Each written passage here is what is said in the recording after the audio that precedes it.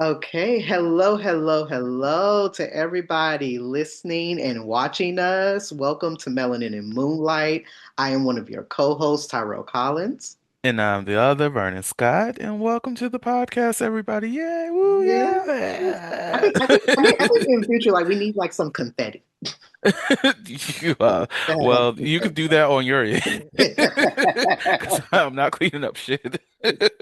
But I But I think know what you're talking exactly. about. But before we get into everything, just for everybody listening, watching us, the reason why we also need some confetti is because our very own Vernon just celebrated a birthday. Oh, So yeah, yes, I did. Yes, I yes, absolutely. did. So It was Vernon, great. tell everybody, did you do anything for your birthday?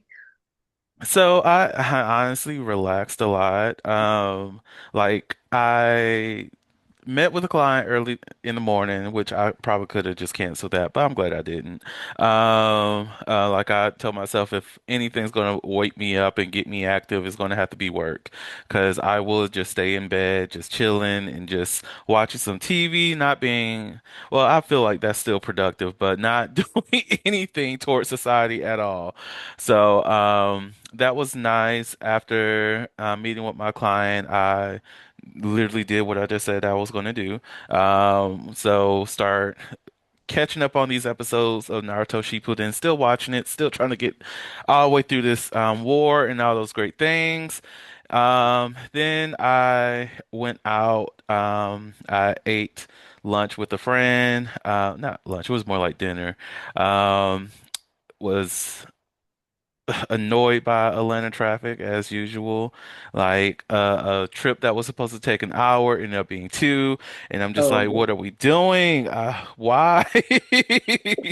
Just why, Lord? Why? But it was a great dinner. There was this Mexican restaurant that I learned about last Sunday. Went there, went to that location in Tucker, and the sister chains or mm, whatever. yeah. So my friend, she lives in, for those who listen to the Holy Liquid podcast, Adrian, that's who I was having dinner with on Saturday.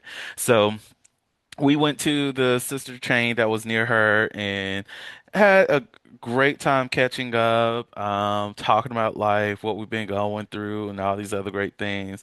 It was refreshing. The margarita was good. Not as Mhm. strong as the one in Tucker, which was a little bit disappointing, but it was still good.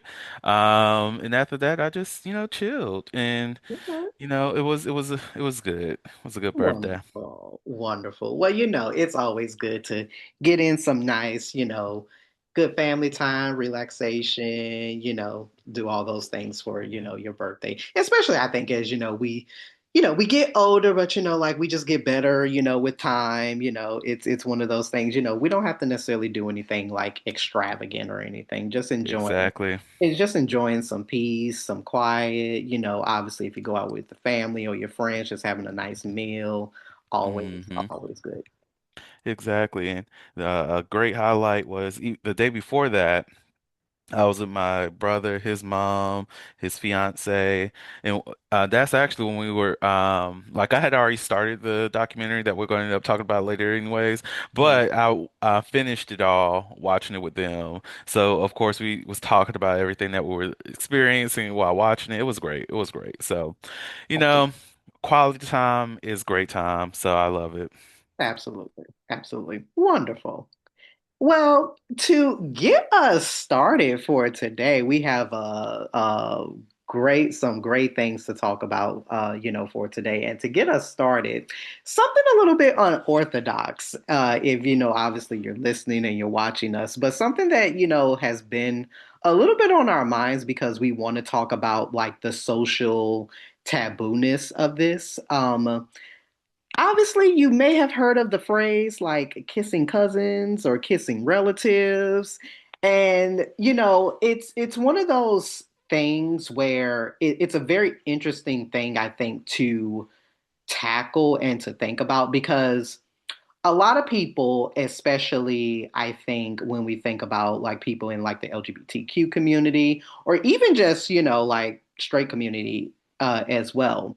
There's always tends to be like this kind of running joke that like sometimes like the reason why people don't like going to like their like family reunions or like big family gatherings is because depending on your family, some family you may have met, some that you may not necessarily be as close to. And so many people have like a gut wrenching fear about running into somebody that they may have had like a romantic kind of entanglement with, intimate relations with, and finding out that, like, oh, okay, yeah, we're like family on some sort of spectrum.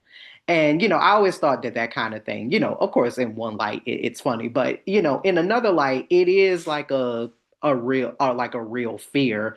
And thinking about this aspect of, kissing, like kissing cousins, kissing relatives, where, a lot of, you do actually have quite a number of people have expressed over time in the Western world, that is, that, yeah, their first kind of like intimate experience or exploration, with their sexuality has been with somebody like close that they've grown up with in their family. A lot of times that could be like a cousin or, another, relative. And so yeah, just talking about like the kind of like social taboo that the whole kissing cousins incest thing kind of is, because legally, if we're talking, it's a very divided issue. Like if we're talking legally in more than half of states, it is not illegal to marry your cousin. Even though obviously it's socially looked down upon, it's not necessarily illegal. And to marry your second cousin is actually a higher percentage. And I think by the time, I think, again, according to different, kind of historians, by the time you get to third cousins, it's like okay, very small percentage. Mm. But yeah, I just wanted to like get your just like initial kind of thoughts about like why do you feel like we have this kind of social taboo when it comes to the whole kissing cousins aspect, and what, maybe even not necessarily the legalities of it, but maybe why we have this. Oh no. Wait, can you hear me? There we go. All right. Froze a little bit, but it might have been me. So for me, well, shame is one of the things that's at the forefront of the conversation anyways, Yeah, when it comes to that. Like, of course, like it is a very common thing, and I say that because if it wasn't super common, there wouldn't be a term for it. yeah, So it's like for people who may have had that type of experience as a child, and you do feel uncomfortable for it, and rightfully so, or not, whatever. Um, and you do have some discomfort related to that. Just know that you're not the only person who may have had one of those types of experiences, because again, it is a very common thing that happens. Um, like you were mentioning historically, you do have the, second cousin, third cousin situation going on and getting married. Do I necessarily want to marry anybody that's a second or third cousin? Absolutely not. But people's your preferences. I'm not here to judge you because I don't live in your shoes. And I'm not trying to live in your shoes, right? I like my life the way that is. So it's like I think a lot of the, awareness that comes from broadening our horizons and opening up our view to what exists beyond our immediate ecosystem is what contributed to that development of that shame associated with that, because I now see that, oh, I don't have to stick within a community, right? I don't have to stick within this tight-knit network of family in order, our clan, in order to find partnership, right? I can go beyond what my norm is within my own individual city, where I may have relatives all over the place. I can now extend to a different country. I can now extend to a whole nother city if we want to look local, another state, right? So with knowing that there's broader options that's available, it I guess will makes it a little bit more um, easy that that shame develop because now I see that there's future opportunity or there's other opportunities, and those other opportunities seem a lot more extravagant and beautiful than what I was socialized to believe is the only you know areas for me. I miss my words, but whatever I'm No. saying. No, no, and no, I'm so glad that you brought that up because I think what's a good thing to kind of again just contextualize for this kind of talk here is because again this could be like five dissertations worth of research, but just to kind of sum up I think a little bit of history, like throughout history of course and in many cultures marriages and relationships between like cousins of varying degrees were understood as normal. And, if we're thinking about the aspect of like Christianity in the European, kind of aspect, I wouldn't say necessarily like it was common, but it was in fact prohibited in a lot of ways. And even in the early, I think, Middle Ages, right? Church law prevented people with like, I want to say it was like 3 or 4 degrees, you know, of bloodline sharing, as far as like common ancestors. And then I think once we, obviously became more ingrained into the church, I think that was even raised to like seven, like 7 degrees.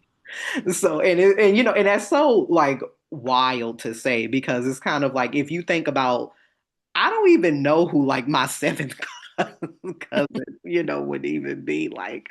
I don't even know, but definitely by the time we really got ingrained into like the aspect of Christianity and the church, it definitely became a outlawed aspect for you to like marry, like your first or second cousin. And the only way around it was that like you had to petition like the Pope like for some sort of allowance for the rule to kind of like be violated. So I think a lot of times when we're looking at, like a topic like this, I think a lot of times see it from the aspect of like royalty or Mhm. aristocracy, because now that moves into way different rules. Like, so we know, throughout history that very, kind of royal families, kind of as we say, kept it in the family to like keep like the bloodline, quote unquote, pure. And even though it was something that royals and people of aristocracy did, it was still something that, like common people still, of course, judged. And I think that one of the aspects that's really interesting is just how the nature of kissing cousins or kissing relatives has shown up through a variety of mediums, something that I did not know, which was a fun fact. I found out maybe last year or something like that, that even when we think about fairy tales, like the first written version of Beauty and the Beast turned out to actually be first cousins. The Oh, Beast's mother and uh, Belle's biological father were siblings in the original first version of Beauty and the Beast. wow. So, even when we're thinking about like classic literature or, like television, we've had episodes like of like Big Bang Theory or, other shows that have made jokes about like, oh yeah, because when I was little, I kissed my cousin and, things like that. And then, of course, we had the infamous show of Game of Thrones that, again, that was dealing with aristocracy, things like that. But still, I think the ways in which a topic like this has made its way into media, especially, has not necessarily made us desensitized to it, but it's made us, I think, confront the like the prevalence. I think a lot Hmm. of it because again, when we think about it at the forefront of our heads, a lot of us is like, ill, no, what are we talking about? But to realize that it's still like of course this social taboo, but like as you were mentioning earlier, the shame that goes along with it, the guilt, um and just the, as you say, like the judgment, for it. So even if you don't have those feelings like for your relative, obviously as you're older, even just still that little part of you that may have Hmm. had, or in some people's cases may still have, you never know these things, but it is. And again, I think it's very interesting, like I say, to even get into like the legal aspect of it, to say like for something that is such a social taboo, that technically there's not really like a lot of law mandate to prohibit it. So it's kind Hmm. of like, oh, not to say to want to put this out there, but hey, in 50 years, if the society just decided that, hey, we just gonna start keeping it in the family, would laws would laws change? And, and I kind of feel like that's part of the reason why there is not a law, and for like going back into the aristocracy things, right? Where we have the opportunity to secure power, our finances for ourselves. Mm. If ever there's a point where, oh, we need to do that again, I feel like those who may have more of power within, countries or financial well-being would rather that there's option for them to secure it that way. And if there is a certain law that says, oh, you cannot marry your daughter and first cousin or second cousin in order to keep those things, intact, Right. that they'll be upset. So Exactly. rather than doing that, let's keep that Right. that option available Yeah. legally. Yeah, and then and then again on the flip side, you can see I can, even though like it's outlandish, but in the nature of aristocracy, I mean, there's a certain part of me that does understand about why people would want to keep it in the family because, it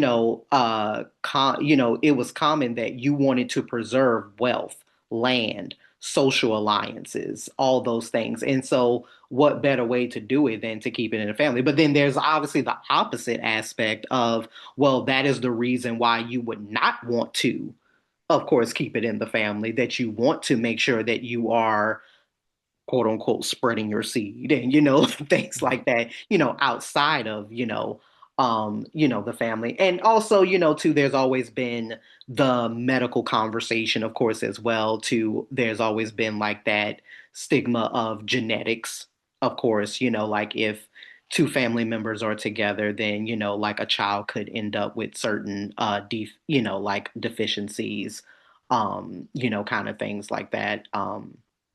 So that's always been like a medical thing that, Hmm. medical aspect that's always been, back and forth.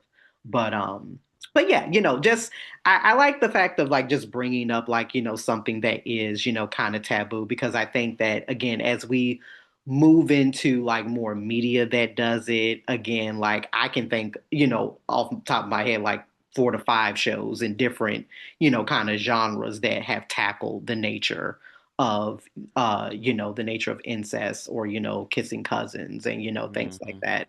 And, I just think it's very interesting to think about it in the retrospect of if if you have experienced it, what's the unresolved tension around it? I think that there's something to be shared about like the knowledge of it, also to confront that anxiety about the Hmm. exposure of it, and really, like you said earlier, just that fear of judgment. Right, right. And I, F Game of Thrones. Like just Burn that series because how dare you have me being somebody who's just like, oh, this not Targaryen thing, the Lannister thing, ew, gross, gross. Now it's nasty, nasty. And then by the end of this show, it's like, oh, go ahead and have sex with your auntie. Like, go ahead and do it. Like, break her back. Right. Like, ew.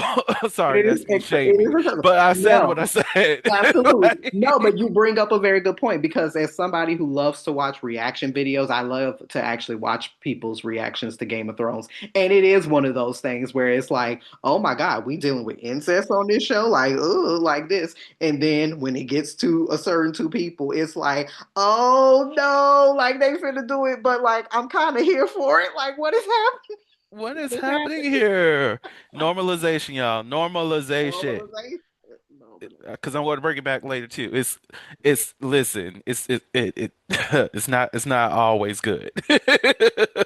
And then I think we can also get away with it too, because of course, when you're talking about in the media realm, of course, obviously these are fictional characters. So, of Right, course, but again, aspects of fiction bleed into reality. So, hey, you never know these things. right, Never know these things. right. But yeah, Oh, Lord.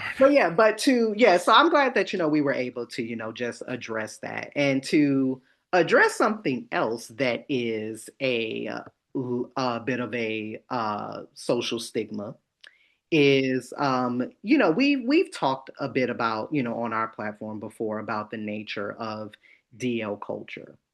And there's a very interesting conversation that happens with the nature of quote unquote down low men in especially Black and brown communities. And the conversation has now moved into the realm of, do DL men really still exist because there is a deep, profound insecurity within themselves? Or is it because, as much as we have been exposed to various different, kinds of people, labels, things like that in 2026, that still being DL is a form of self preservation? So, what's your thoughts about that? Yeah, I'm a firm believer that both can be true. Because, there are those situations where a person is out here engaging in these streets, being a little bit messy as well. Mhm. But, you know, have a partner at home and still, let's say a woman as a partner and still engaging with men. And there's a part of shame that may come of this behavior, but a lot of this may just be due to them not feeling secure enough in their own identity. So the Mhm. only way that they can exist is to be on the DL, because they know what will be lost, and that's where that self-preservation side comes along too. Mhm. That is more of social capital for a lot of them, Mhm. where if I do come out, I will lose what I see as power for me. That can be my ideal of masculinity. It can be my idea of financial security, or even my access to women, especially if you may be someone who happens to be bisexual. So it's like a lot of that loss of social capital essentially brings you into this insecure space. And then we have the ones who are, um, it's more of self-preservation, where they're not necessarily hiding anything. It's Mhm. more like, I'm engaging with you. I'm not really in a relationship with any other person. It's just that if I do come out, I do feel like I will be in danger. Mhm. That my safety is at risk. Like if I'm living at home with a parent who would kick me out, Even if you're an adult person, like you're in your 30s or in your 20s, and for financial means, you're not able to sustain yourself. And if I happen to be um, exposed, now I'm out on these streets. Now I have to find a way to really survive out here, and I just don't have that in me, right? And you have to really think about like well, this type of person really has to think about like the major loss that really comes along with what it means to be out in gay or bi or what have you, because there are some people that really do have major losses because people find out that they're gay or that they find out that they're bi, and just by being bi assumed to be gay. So I see that self-preservation in those circumstances that, hey, I do love myself. I do recognize that this is what I'm interested in.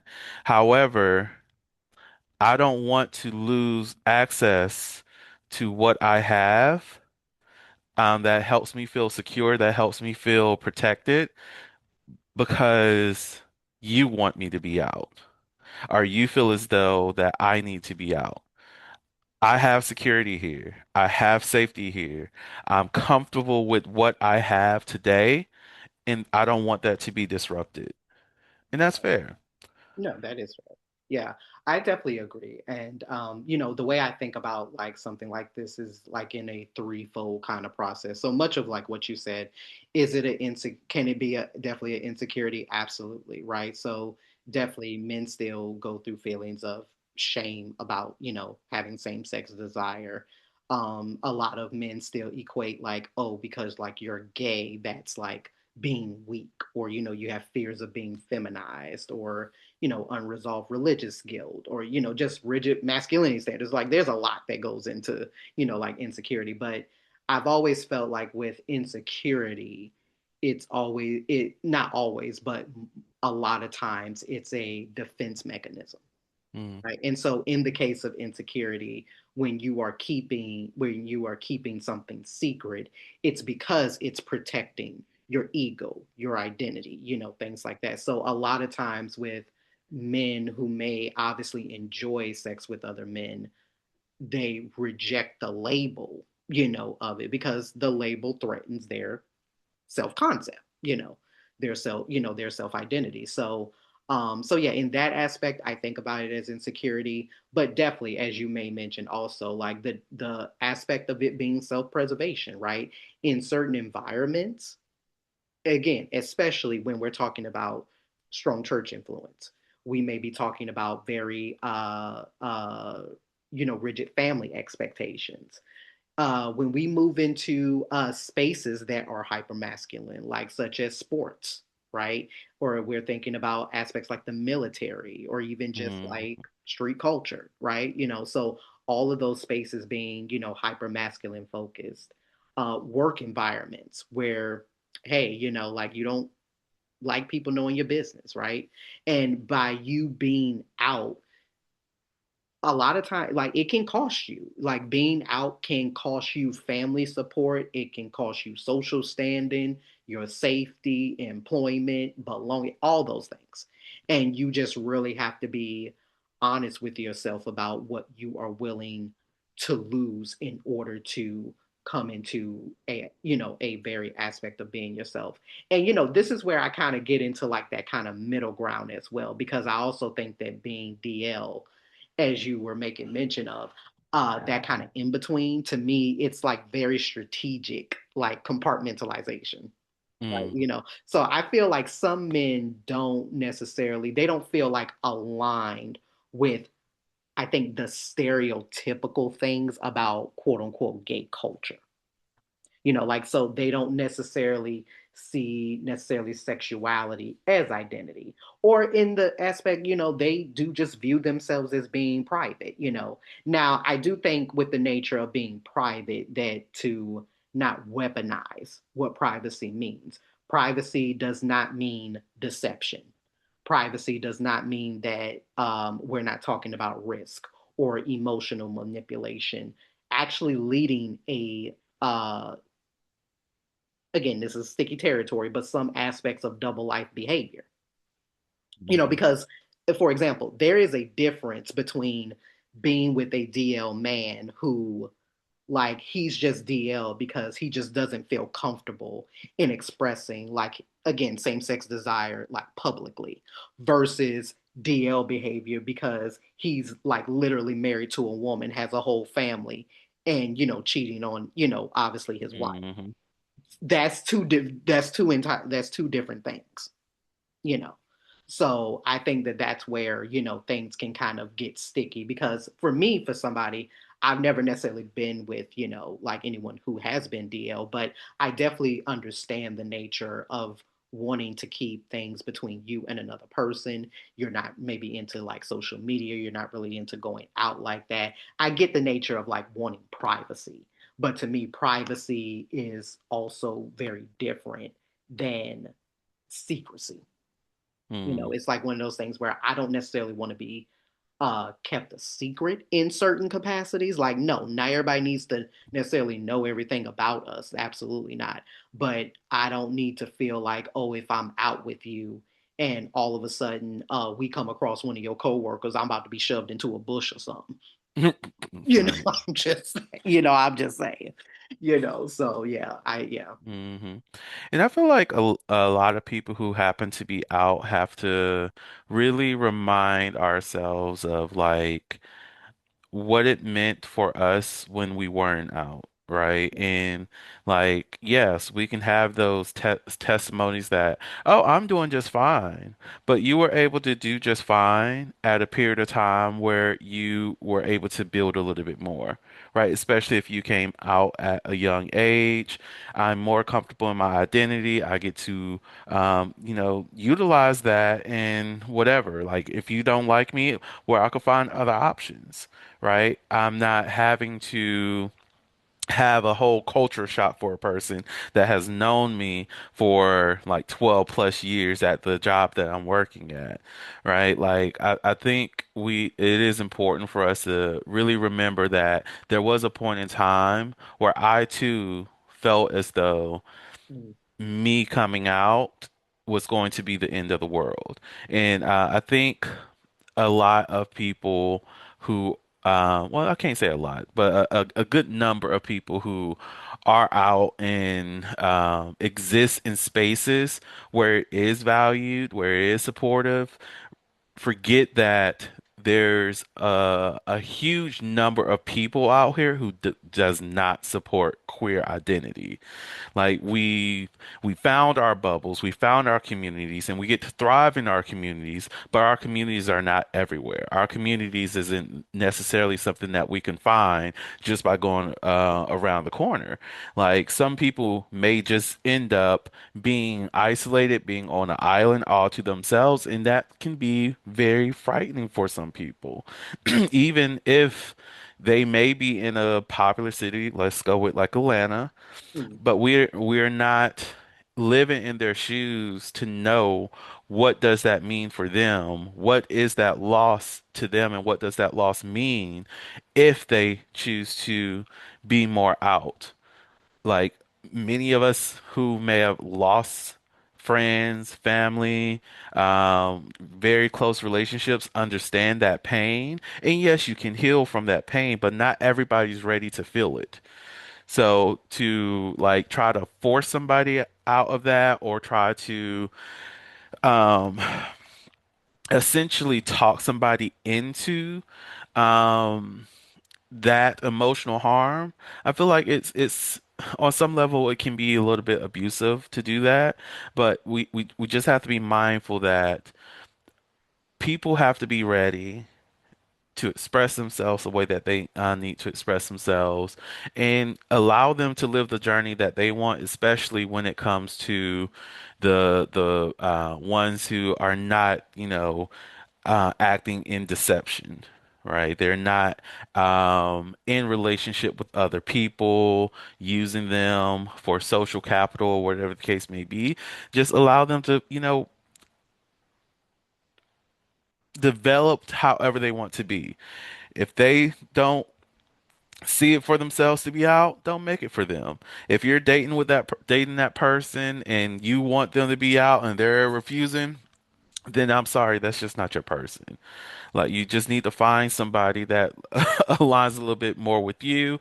And then we have just to bring them out there, the like that DL whisperer guy, people like that who's just being messy for whatever reason. Like Yeah. why? Why? Like why?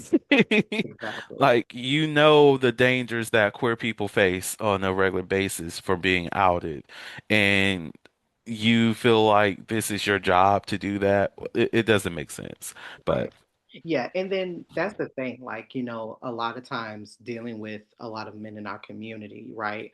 Our masculinity is a survival, like masculinity is survival, right? mhm, So, you know, I mean, obviously historically, uh, dealing with the nature of patriarchy in the system that obviously we also play a part of as well, but the aspect of being criminalized, hypersexualized, dehumanized, right? So I can think of all the ZEDs that mm, are associated.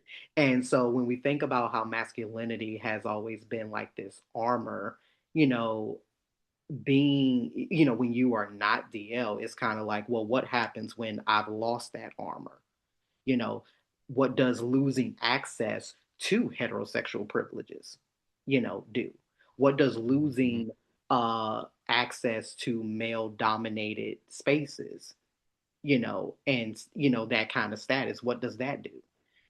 And now I do think that, obviously we live in a time where things are not as, hyperbolic, you know, um, again, we still have to be very careful with how we move in spaces for, again, like that fear of judgment, even from other, gay men, because let's be honest, we are a judgy community mhm, of each other, so and when you feel judged, that trickles into, okay, what does my desirability look like? So now I feel like I have to perform, insert, because I'm quote unquote seen as this, or I'm quote unquote seen as that, so I think for me, the aspect of DL culture is really just, I think it's more of like asking a better question.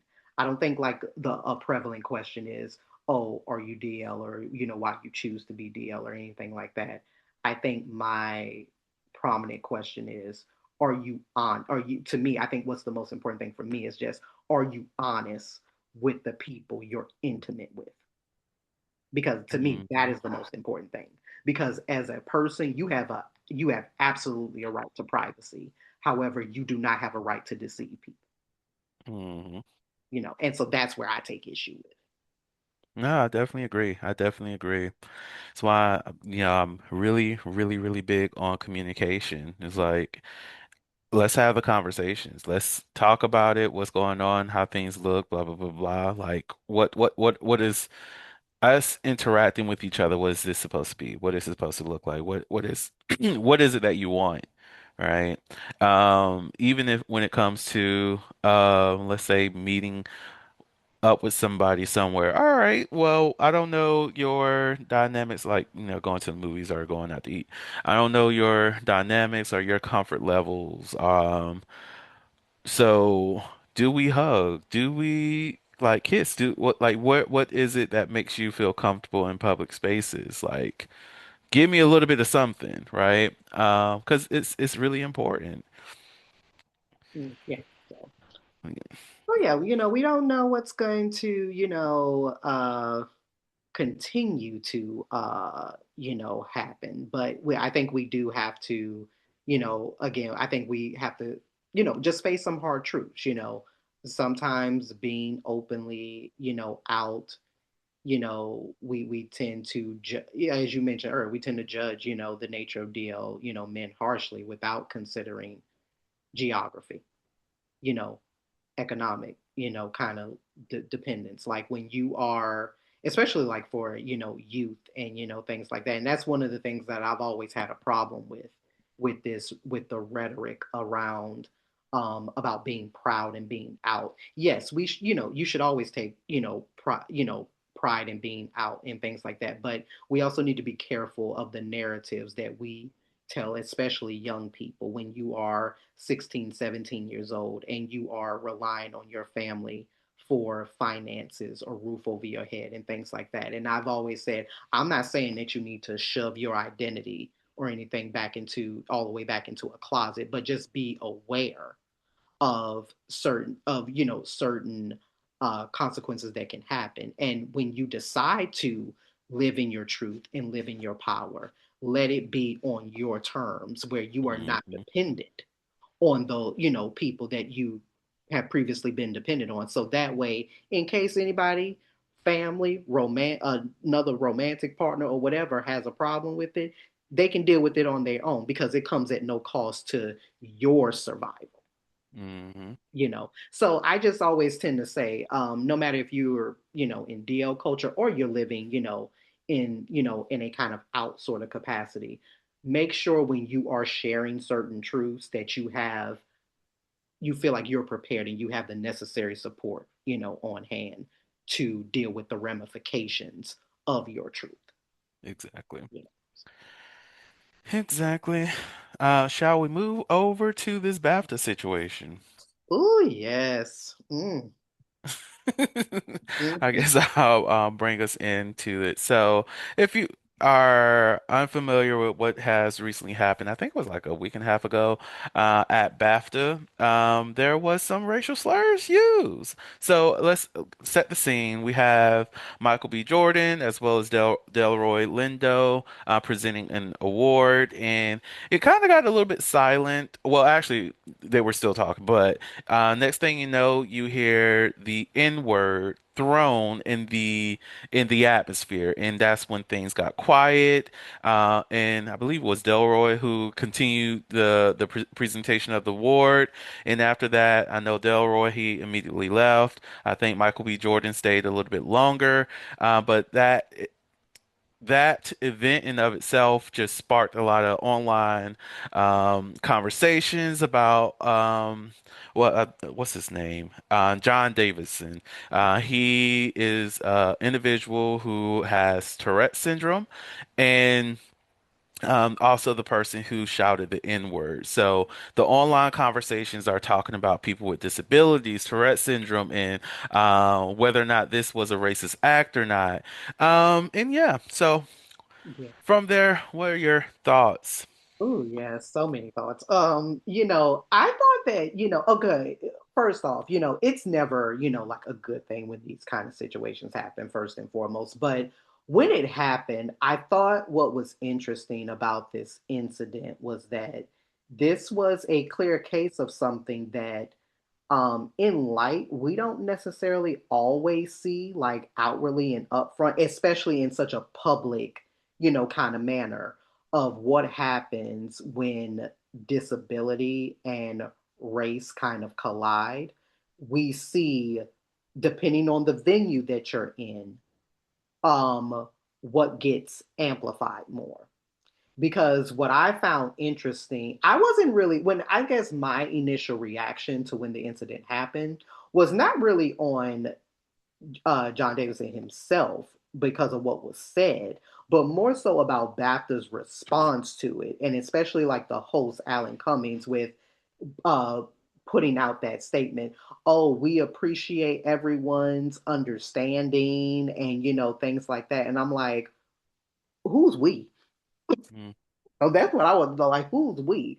Because, like I say, I wasn't even concentrated, I think, initially on what was said. I was concentrated on the response to it. Because my thing is, regardless whether or not of John David's disability or not, you as a program and a platform, for you not to even remotely issue any type of apology to Michael B. Jordan and Delroy Lindo. You see, and that's the part about inclusion that we are still not getting in 2026. Even if you do not intend for something to happen, it does not erase the harm of what has happened. Hmm. And this was a clear case of that.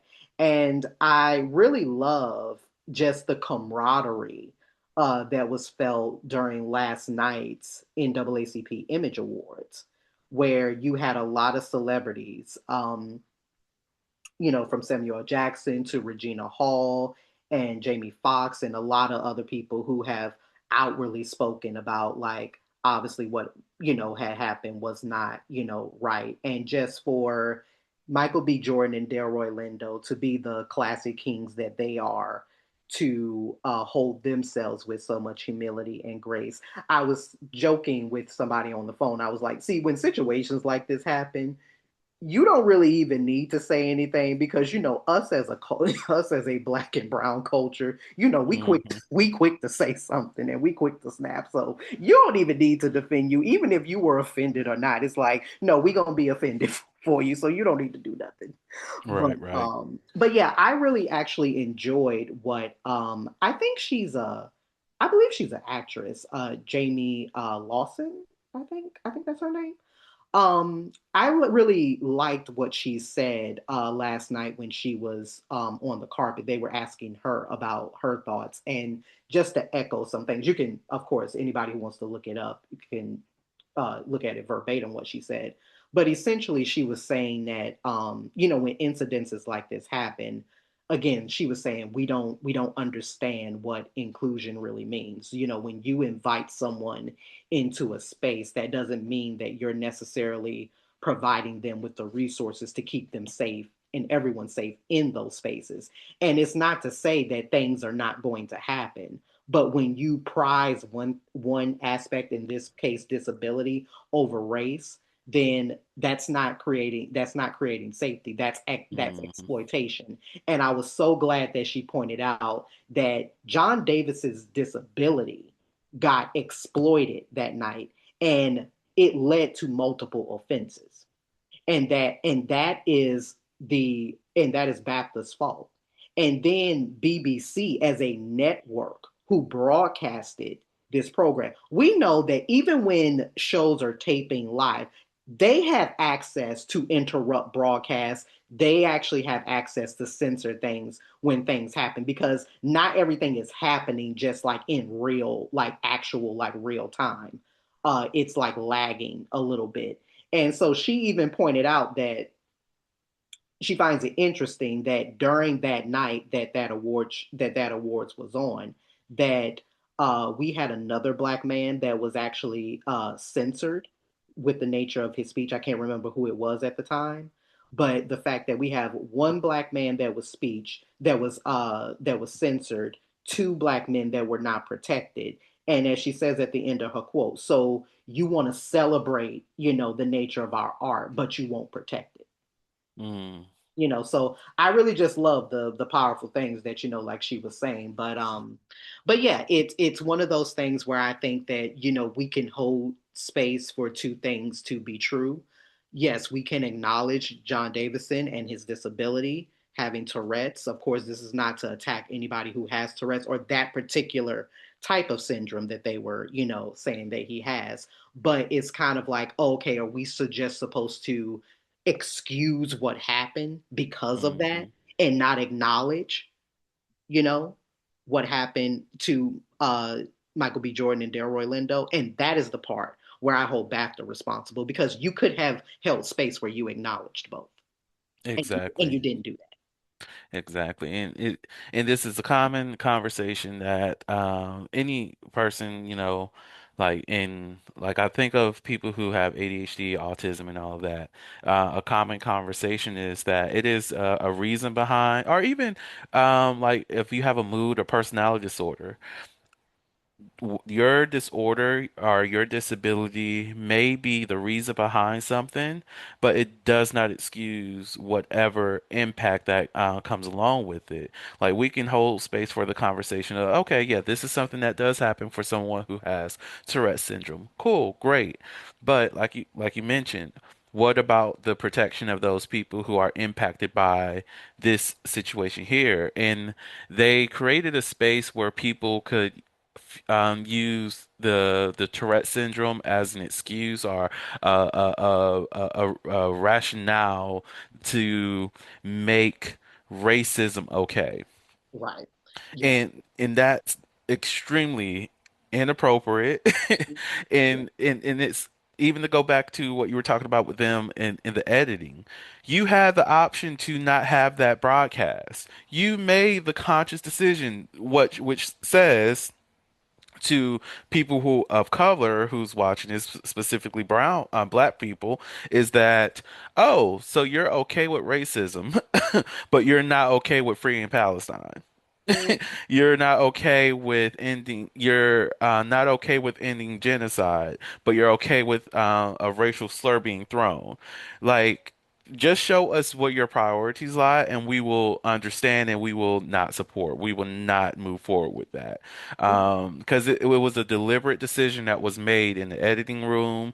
Whoever was in charge of the censors, they knew what they were doing. Maybe this was one of those things where they wanted to get eyes to next year's BAFTA or whatever, or people to go to their page to watch the live stream of it so that they can see it in context or to see what else happened throughout the entire show. Whatever the case may be, which goes into that exploitation part, that you are using this in order to spark controversy to bring eyes to this institution for you.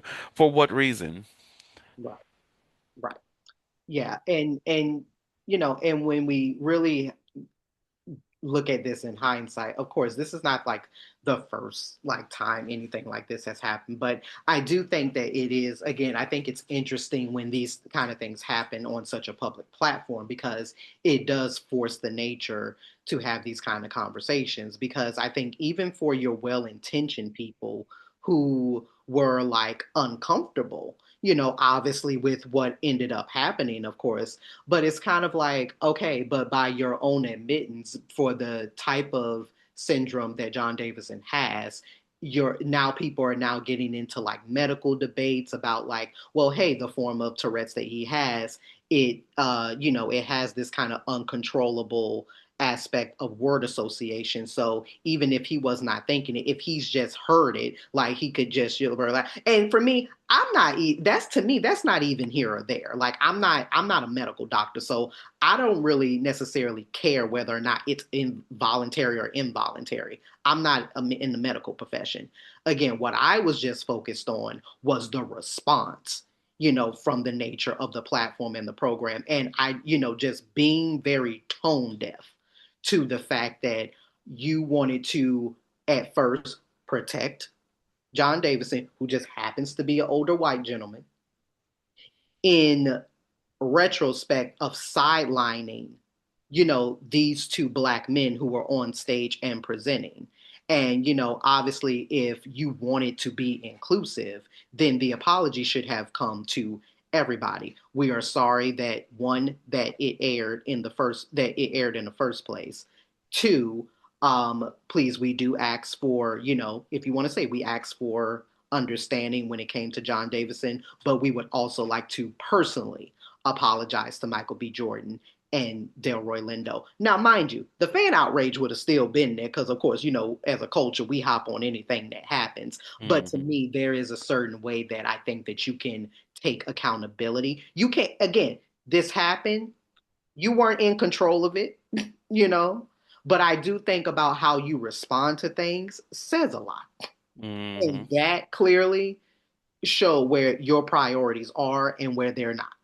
Exactly. If I throw a party and someone gets harmed at my party, it is my job to go to that person who was harmed and apologize to them because I created a space that ultimately led to their harm.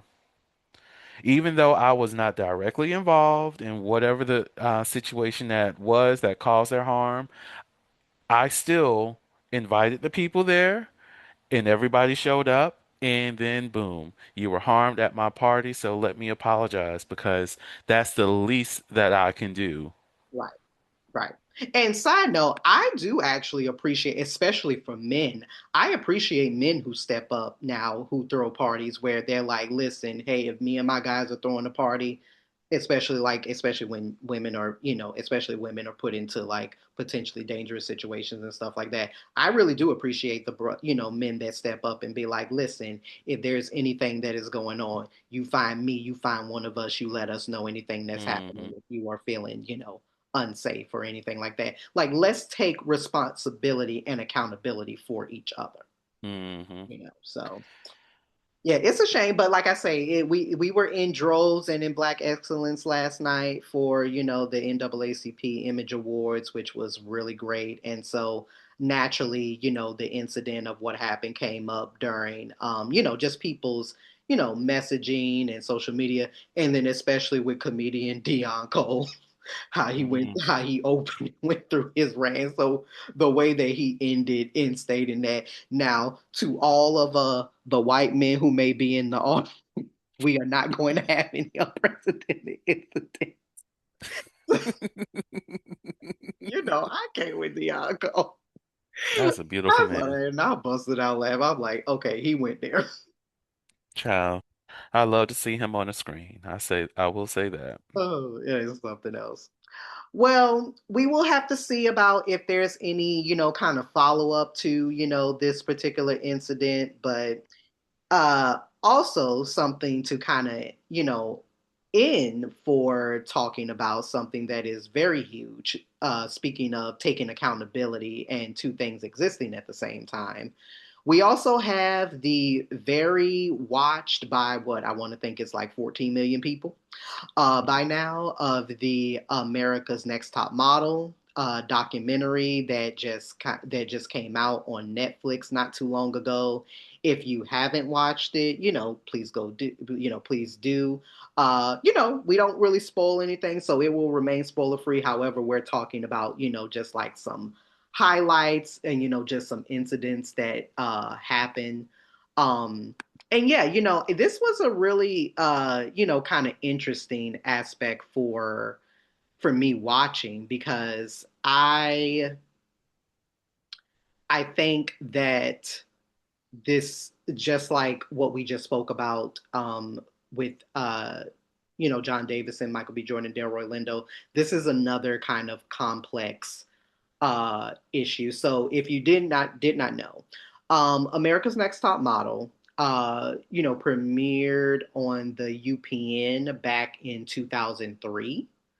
And at that time, UPN really was popular or gaining its traction of popularity by centering shows that were either black led or were like black created. And so supermodel Tyra Banks, she wanted to create a show that was not largely seen at the time. So at that point, as we're thinking circle around 2003, reality TV was really raw and largely unregulated, like how we see now. So you had like, of course, like shows like Survivor and like Fear Factor that, even getting into a little bit of their, kind of history that normalize, lots of like humiliation, physical Hmm. extremes, psychological pressures, all those things. Even when we think about like aspects like American Idol, right? Very brutal on air critiques that happen in the moment. And we have to think about, so this is 2003. There was no like social media. The social media back when we had it was like, oh yeah, you would see things in the blogs after it happened. Or you would see something printed in a magazine. Oh my God, Simon Cowell said this, like, but again, it would happen after the math. So unlike with reality TV now, where yeah, again, still toxicity has gotten worse. But Hmm. there were no such thing as like how we have on movie sets and films now with intimacy coordinators. We didn't have mental health support on reality shows. Again, social media did not really exist at the time to hold shows accountable in real time. And so reality television, like America's Next Top Model, was kind of like this wild wild west. And so Tyra Banks as this black, successful woman who wanted to executive produce and host a mainstream reality show to feature models that were dark skin, plus size, trans representation, to tackle all of these issues of how people saw the modeling world, given the nature of her, you know, experience and background. It led to a lot of groundbreaking things that, were for the positive, but it also led to a lot of uh, dark. It led to a lot of things that were more heavy and created a very lingering cloud for the show. And initially, we kind of get into that tension of talking about Tyra. Like, I've always had this question, like, was she preparing these models for a brutal industry, really, or recreating that brutality for entertainment? And for me, I think that it's a bit of both. I think that, Mm. again, this is a topic in space where I think that both things can be true. But Brandon, let us know what you thought. I mean, like, were you somebody that either like watched America's Next Top Model, heard about it, like what was your like initial impressions about either the show or when this documentary, just came out? So, I was not a watcher of the show in all of the years that it's been on the air. However, I have seen clips here and there. To my knowledge, as a cursory viewer of a clip here, infomercial, whatever it is, next episode, whatever it is that's coming on the TV, I thought of the show as being pretty positive. I really just thought that they were bringing women onto this show to really help them develop actual modeling skills. That, yes, we'll be doing photography. We'll probably do like some risqueness, like the very scenic photos that they took, which I Mhm. saw a couple of those in the documentary. I was like, oh, this is actually really good. But like I saw that as being a potential of the show. Now, watching the documentary and getting some of the reality of what they were going through, I was like, oh my God. This is not okay. Like you said, with two things being true at the same time about her preparing them for the tough world of modeling versus her enacting that same torment that she's experienced onto these other persons. But I see both of those things. Right. Like I feel as though in the beginning, the mindset was really getting people prepared. And Mhm. then when it came to, oh well, we need to be meeting what others are doing in order to stay hot, that's when things shifted to, okay, we're going to exploit every single part of this. We're going to put them in precarious circumstances. We're going to really, you know, go for that very much that wow factor where it's literally losing the plot. Like, I don't think anybody who was a producer was asking themselves, what is the lesson out of this? What are we teaching them as it relates to being a model? And I feel like they half-assed the rationale in order to make it make sense for the people watching. Because, of course, I'm not in the modeling industry, so I'm not going to know these things. I'm ignorant to it. And then for the girls who are there, they're ignorant of what the modeling world is as well. So they're just like, okay, this is all making sense to us. However, for somebody who may be a professional, it's kind of like, wait, why would they be doing this as a model? Why would they be putting themselves in this situation? Why would they be wearing meat panties? Like, who's doing that at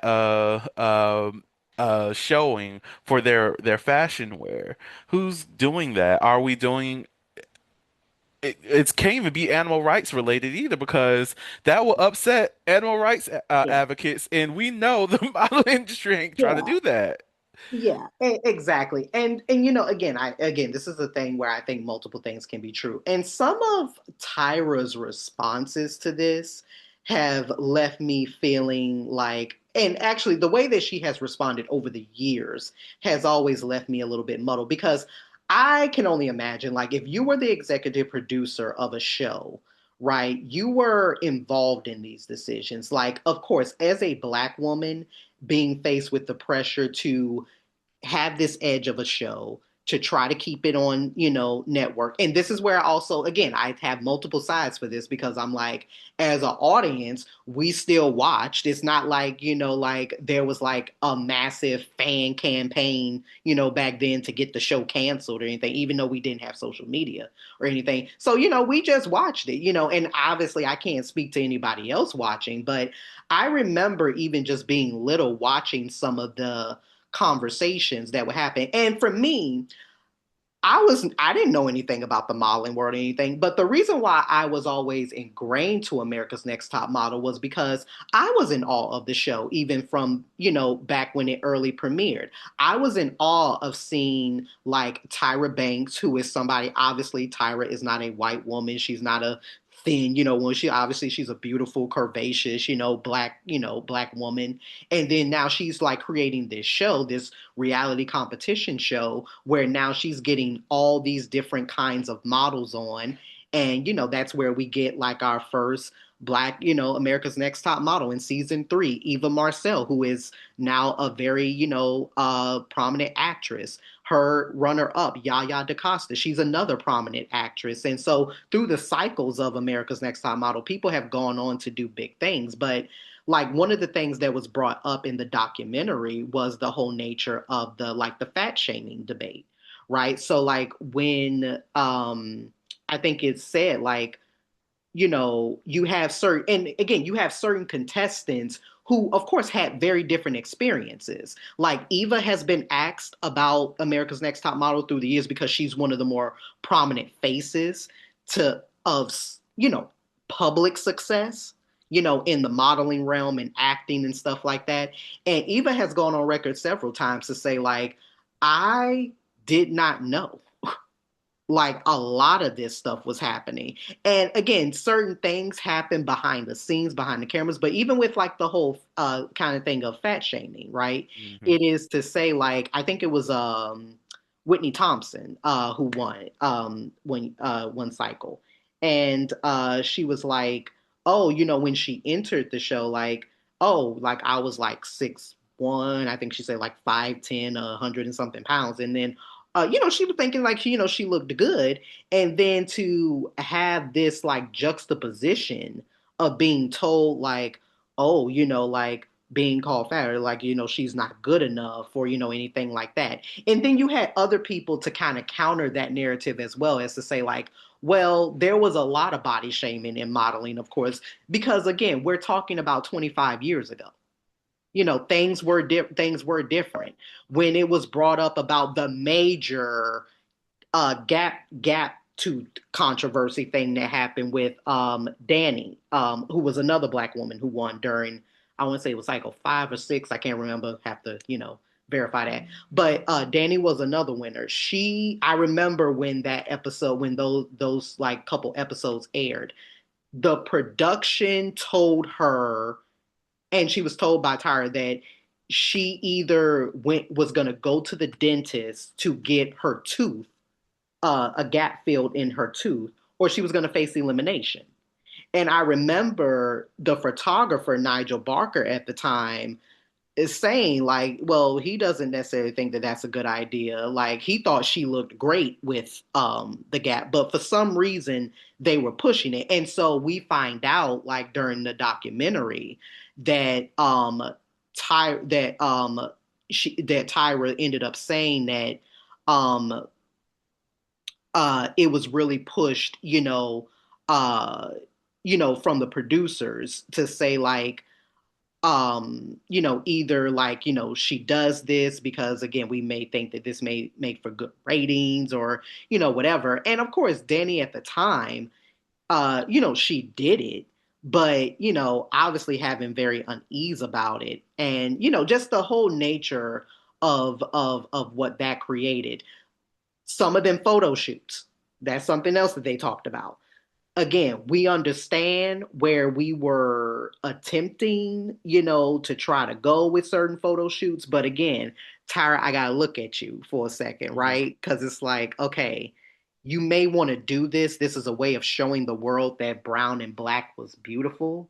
But then what you put into the world, okay, like, and she even says, I think during the documentary, like, have you lost your mind? Like, so looking, as she says, like looking at the show now through, as what she says, a 2020 lens, it's an issue. It was an issue.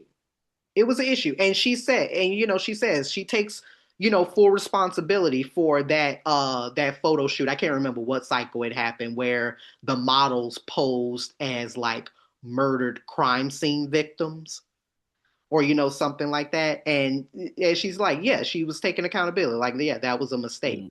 And but I, again, I push back because that was Ken Mock who did that. Kim Mock, Kim Mock. Ken Mock said that I take full Oh, he responsibility takes for full that. responsibility. Yes. Tyra did not. Okay, absolutely. Thank you for that correction. Thank you for that correction.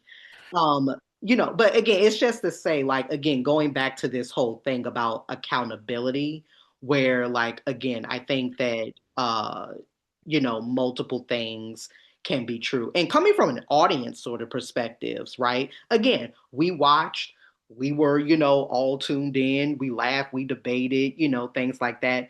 And again, it was a show that pushed the edge. It dramatized, of course, insecurity the way that all, a lot of reality shows do. It packaged vulnerability in certain ways. It, again, the nature of it being a competition show, naturally you were going to have drama. But it also made us see the beauty market a bit differently. It did inspire girls, all these types of things. But again, just like how we talked about with the John Davison and Delroy Orlando and Michael B. Jordan aspect, just because it may have done this, it doesn't erase the harm that Mm. was circulated and was created. So we can't act like one thing is more true than the other. However, we do owe it to ourselves to, like this documentary did, hear from the people that were, victimized. The Shandy SA incident. Kyle? Like there is no excuse for that. And I'm sorry, no matter how much you try to say, oh, we did this or we didn't know that this was happening behind the screen, just like you say, if I throw a party and something happens, that's on me you know and that's where I think we get into sometimes sticky situations with this, because it's kind of like, even if Tyra does take full accountability, which in some ways she's taking accountability for some things, not for all, that's also problematic. But I just like to throw the hypothetical question out there: if she was to take a full accountability for everything that has happened, is that the start of amends? Is that enough? Like, so really, when we talk about things like this, or when we go back into the past to expose things, what do we really want? Hmm. What do we really want? Yeah, and I would say I think it would be a start because watching the documentary, it seemed like that's what a lot of them wanted. They wanted her to admit that what she did with the show was wrong, that some of the experiences that they had on the show weren't fully thought out, that it was exploitative, that it wasn't helpful. Like I think Danny even mentioned like when she came to her and apologized about um knowing that her being on the show wasn't going to lead to any actual modeling career for her, that she said that if I remember her words correctly, that she would have preferred that apology 15 years ago or after the season came out versus waiting until much later when she's already struggled so much as trying to be a model. Like it would have meant a lot more to her if she would have said that a lot sooner. Um, so I think a lot of them are just looking for the validation that the experience that they had was wrong, that they were victimized on some level for the purposes of good TV. Mm-hmm. And The thing that has really been, I don't want to say bothering me, but it's something that I've continued to hear, and it was also a part of when you sent me the thing with Sherry Shepherd, that really annoyed me with her statement, and also what I heard with other people. Like it happened when I was watching it with family, happened in the TikTok spaces, other social media, and all this other stuff. Is people saying that that's a reflection of the times, which on some level, yes. But to say that, oh, it was okay back then is not accurate. Maybe it was a normal, something that was normalized, but that doesn't necessarily mean that it's okay. Right. The the blackface situation, blackface has not been okay in this country since blackface was happening in this country.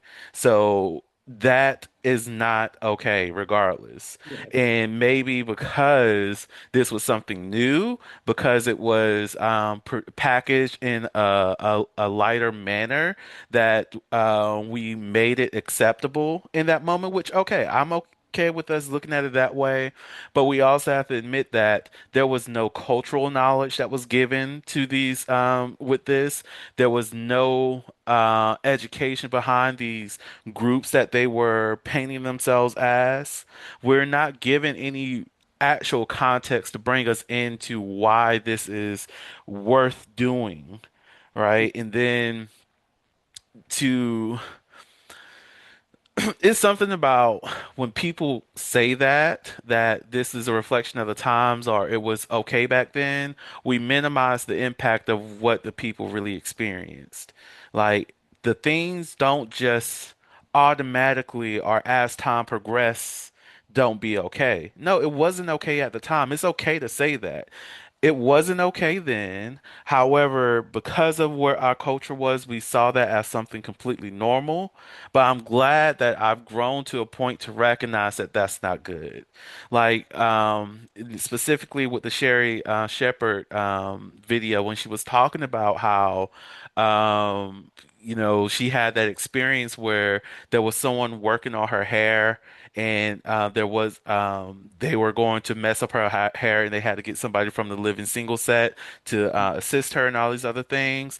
And I'm like, I hear you, girl. But looking at this documentary and seeing that Tyra, who has the access to black stylists, didn't even have a black stylist for the black contestants that she had in her space, that she herself demeaned a black woman's hair and made fun of her. Like we're not protecting her.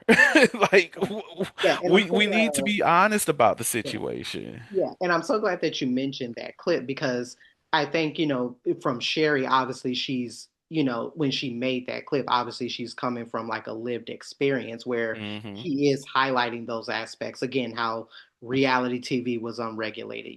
Black women in power face, this enormous pressure, these behind the scenes battles that, Tyra was fighting, hair and makeup, again, social media accountability didn't exist and all of these things. And all of those things are valid contextual truths. But as you just mentioned, this is where this gets complicated because saying that it, like you say, saying it was a different time or people saying it was a different time, that explains the behavior. But again, just like how we talked about with the John Davison incident, it doesn't erase the harm, right? So progress does not absolve past damage, right? So if we excuse everything because of an era of this happening, right, we are in nature silencing those that it continued to hurt. So Hmm. again, that's where we get into uh, multiple things can be true. You know, to me, Tyra did break barriers. Of course she did. She broke barriers with the nature of that show. Did she also perpetuate harm? Absolutely. Because even thinking as a little boy when I was watching certain episodes, one of the episodes that really sticks out to me, just really as a quick example, was during season 3 when Yaya DaCosta, they had a challenge, and I can't remember the exact challenge because again, this was years and years and years ago. But the challenge centered on something where the women had to bring something to panel that like represented their culture or something like that.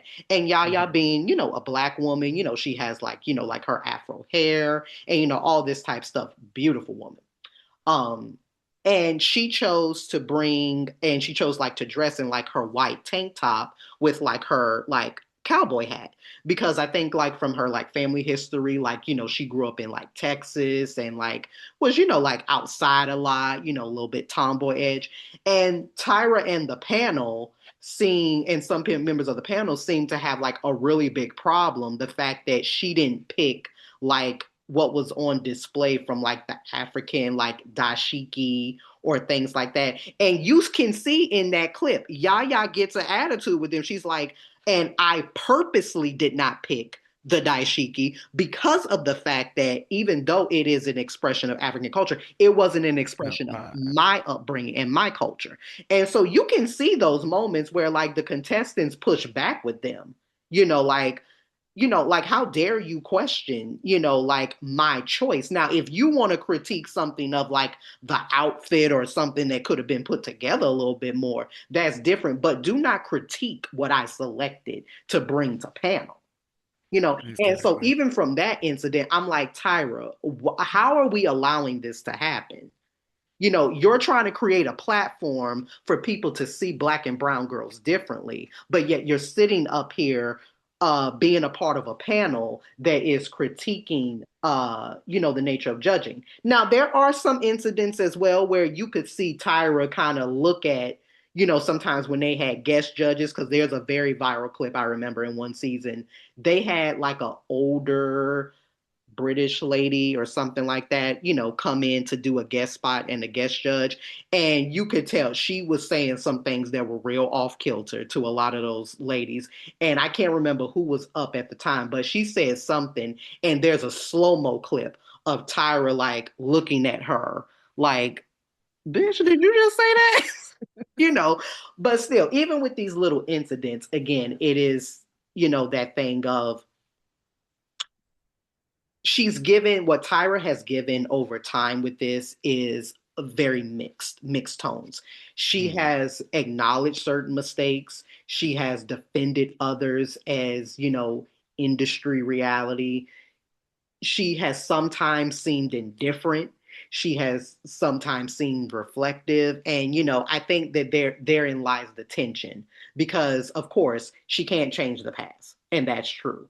But accountability is not just about, I think, this aspect of not being able to change the past. It's about what accountability actually looks like.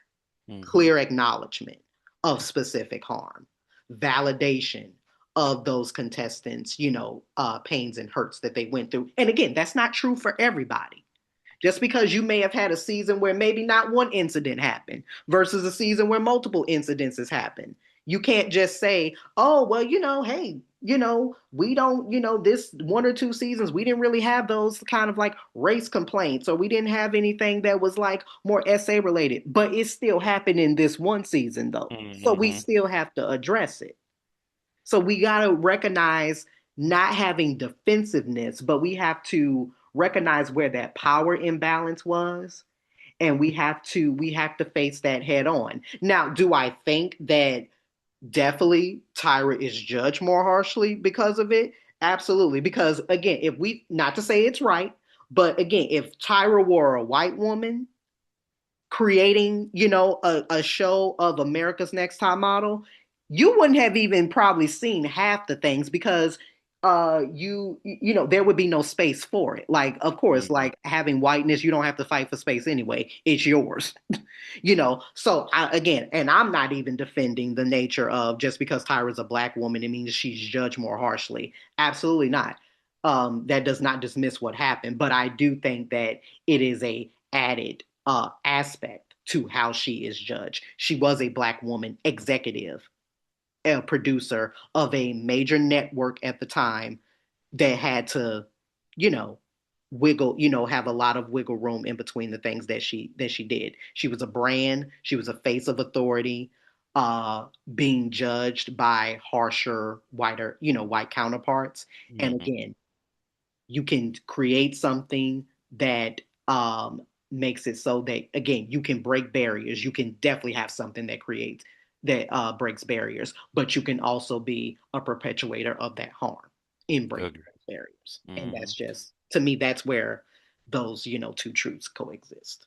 Yeah, I agree. And I specifically do want to double down on the Tyra was not the only one. Like Ken Mock, we need Mm, to bring him to the front of the stage mm, too. The ones who were in charge of making, creative decisions of who we're staffing, like just hearing that mm, they were like, "Oh, we need a white man on here, straight." White man here. And I get like that's in order to do, whatever the fuck Hollywood is looking for, but like we need to be real, like you had say so in how this show was being ran. And you did not put any barriers or you didn't put anything to make sure that these contestants were safe and then going to the shanty situation yet again that you all witnessed and filmed mm, real life SA on camera, allow that to play out, allow for gaslighting to happen, and you're not like sis needs she needs coins to be ran to her big mm. time from anybody who was in charge at the stations because that's ridiculousness. Exactly. And again, it's like I think for Tyra and the nature of this show, like she deserves recognition for expanding representation. She also deserves scrutiny for again the harmful decisions. And so I think that this is also a prevalent thing about like how we don't necessarily really talk about cancel culture now, but I think this is a really prime example about why you cannot cancel people because people can't be canceled. All we can really do is talk about the complexity of what existed at the time and figure out where real progress and real evolution can take place, right? Centering those formal models, acknowledging certain types of industry reforms that, should happen. Because, and I will say, as someone who watched the show, now I didn't watch the show during all of its cycles, and I think it has been known that it is coming back, Hmm. and more than likely will be a lot different.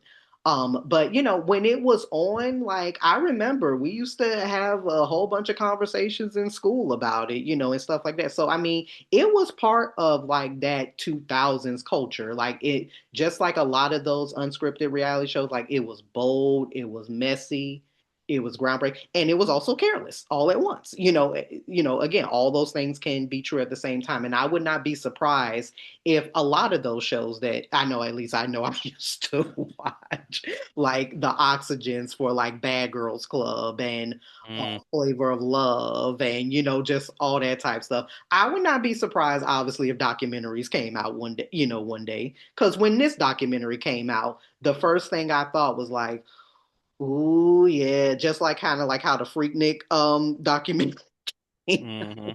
it was like, ooh, yeah, there's some people gonna have to answer for some things. And honestly, I think that that's why we are so like, in a lot of ways, paranoid as a culture now, because now with social media, everything you do is captured on camera you know so like I even think about like how you made mention earlier about the metaphor of like throwing a party. It's kind of like now people are even afraid, I think, to have like even just remotely fun or dance at a party because you never know who may be filming you you know That part. things like that. So yeah, I think because of the fact we just live in now a very social media driven age where yes, things do happen in real time, you know, to call you out on and things like that. It has changed the nature of the reality TV genre, but just how we engage with media in general. So, Hmm.